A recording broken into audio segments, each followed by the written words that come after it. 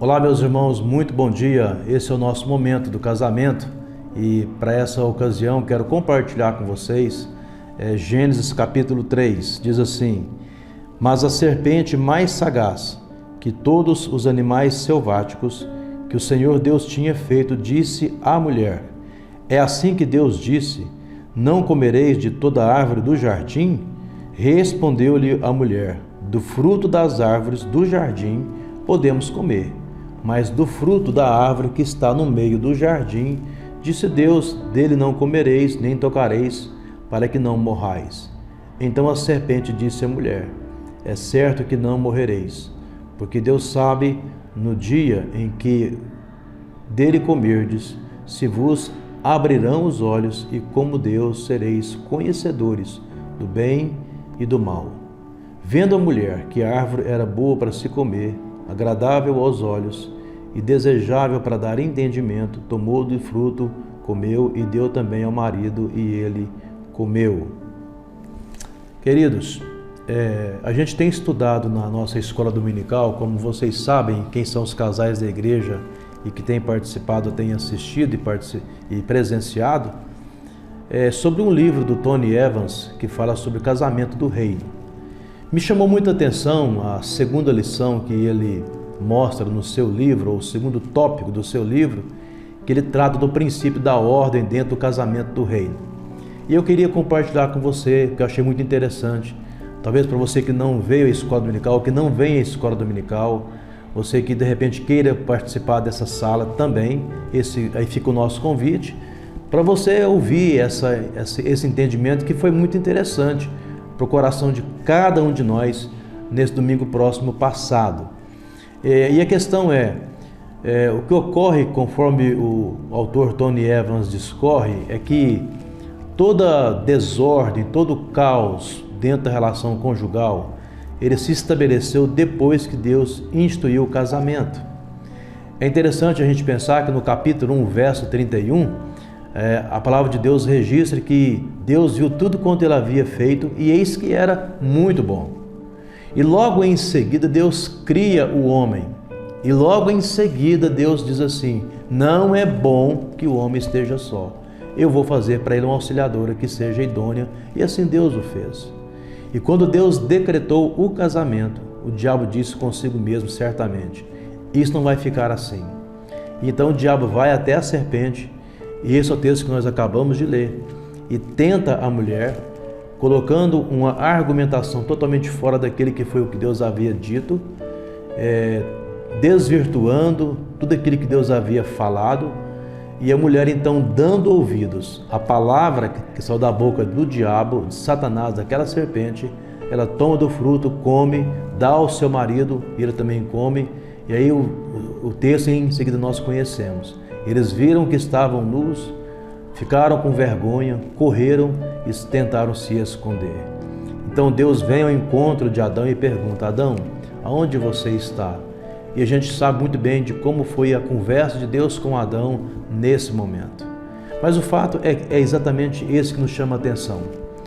Toda a ação de Satanás, toda a obra do diabo contra o nosso casamento, acontece quando ele instaura dentro dessa relação aquele que a gente chama de caos, a desordem. Porque o diabo ele não consegue trabalhar em meio à ordem. Quando ele olha para mim, para a sua vida, para o nosso casamento, e vê um casamento abençoado, ordenado, organizado, onde esse casal está buscando a Deus, onde esse casal leem a Bíblia juntos, onde esse casal oram juntos, onde esse casal faz aquilo que é a vontade de Deus, tem o seu chamado, o seu ministério na igreja, desenvolve o seu trabalho com alegria na obra de Deus, com certeza esse casal, eles estarão muito mais fortalecidos, e provavelmente o diabo não encontrará meio para gerar nesse casal ou nessa relação qualquer que seja a dificuldade. Mas quando a gente dá brecha, então o diabo vem e ele provoca o chamado caos, a chamada desordem. E quando isso acontece, nós ficamos vulneráveis aos problemas que com certeza eu e você enfrentamos dentro do nosso casamento. Por que será que vocês acham que o diabo intenta o caos? É exatamente por isso. Então, como que a gente pode, tratar essa questão? E aí, o autor discorre uma coisa que eu achei muito interessante. Quando a gente fala de ordem na relação, nós temos que pensar naquele argumento posicional que Paulo fala em Romanos capítulo 11, onde ele coloca de maneira bem assim, ajustada a ideia de que com relação à relação, Deus é um ser triuno. E nesse sentido, quando nós pensamos na Trindade, não existe dentro da Trindade, no que diz respeito à constituição desse Deus, ao ser chamado ser ontológico de Deus, uma diferença em termos de essência. Isso é, o que Deus é como Pai, o Filho é Jesus, o Espírito Santo é também. Então, do ponto de vista constitucional, Deus, o Pai, Deus, o Filho, Deus, o Espírito Santo, são a mesma essência. Mas Paulo fala do argumento posicional, que nesse sentido, Deus estabeleceu, do ponto de vista da ordem, um posicionamento. Então, Deus é o Criador, Jesus é aquele que veio para nos redimir e o Espírito Santo é aquele que aplica essa redenção. E outra coisa que Paulo fala em Romanos é o princípio da interdependência.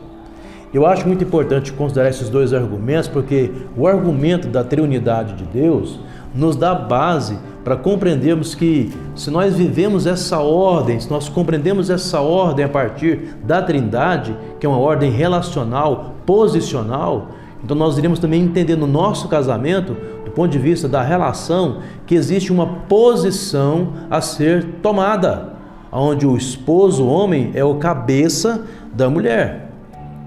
E a mulher, ela é a glória do homem. E Cristo é a cabeça do homem. Olha só que coisa extraordinária. Quando a gente entende isso, nós passamos a compreender que existe uma ordem que define a nossa relação para que ela seja saudável. Aí vem uma segunda coisa que Paulo fala, que é o princípio da interdependência. E ele fala assim, 1 Coríntios 11, a mulher é a glória do homem. O homem é a glória de Cristo. Cristo é a glória de Deus. Olha que coisa extraordinária. E ele fala, a mulher, ela se originou do homem. E o homem é nascido, ou todo homem é nascido de mulher. Meus queridos, o nosso casamento, o meu e o seu casamento, não precisa se sucumbir à desordem e ao caos. Nós não precisamos, como diz um provérbio, comer o pão que o diabo amassou. Nós podemos sim viver um casamento de referência, onde as pessoas possam ver que, embora nós tenhamos problemas, lutas, como eu disse há poucos dias atrás, naquela síndrome do casamento perfeito, o nosso casamento não é perfeito, mas ele pode revelar a glória de Cristo, se nós observarmos esse princípio da ordem. O nosso casamento, ele pode ser bênção para muitos outros casais. O meu e o seu casamento pode refletir sim a glória de Deus, porque foi para isso que nós nos casamos, para a manifestação da glória de Deus através da nossa relação. Nós queremos casamentos saudáveis nas nossas igrejas. Nós queremos e oramos, aliás, para que você e a sua esposa e os seus filhos tenham uma relação a mais saudável possível. Então, que nessa manhã e que nesse dia, eu quero orar para que Deus nos tome nessa direção, de compreendermos essa ordem extraordinária das Escrituras Sagradas, de termos esse entendimento e discernimento que Satanás sempre vai intentar para gerar em nossa relação o caos e a desordem. Mas ponhamos ordem na nossa vida conjugal e certamente Deus nos abençoará e seremos referência para outras famílias para a glória de Cristo. Vamos orar. Pai, nós oramos para que no nosso casamento compreendamos, ó Pai, esse princípio tão grandioso e glorioso, que as nossas igrejas, que a nossa igreja aqui em especial, a Quinta Igreja, seja, ó Deus, tomada por essa consciência de casamentos, de relacionamentos saudáveis, onde homens e mulheres cumpram o seu posicionamento, segundo a Tua Palavra estabelece, com alegria no coração, sem nenhum peso ou dificuldade, honrando em todo tempo a Tua Palavra, o Teu Evangelho e, acima de tudo, ó Pai, nós possamos ver homens e mulheres, outros casamentos tantos, se rendendo a Jesus como Senhor das suas vidas. Oramos, ó Pai, para que tenhamos esse tempo na Tua presença. E assim te agradecemos, ó Pai, por aquilo que já podemos contemplar em Cristo Jesus. Amém.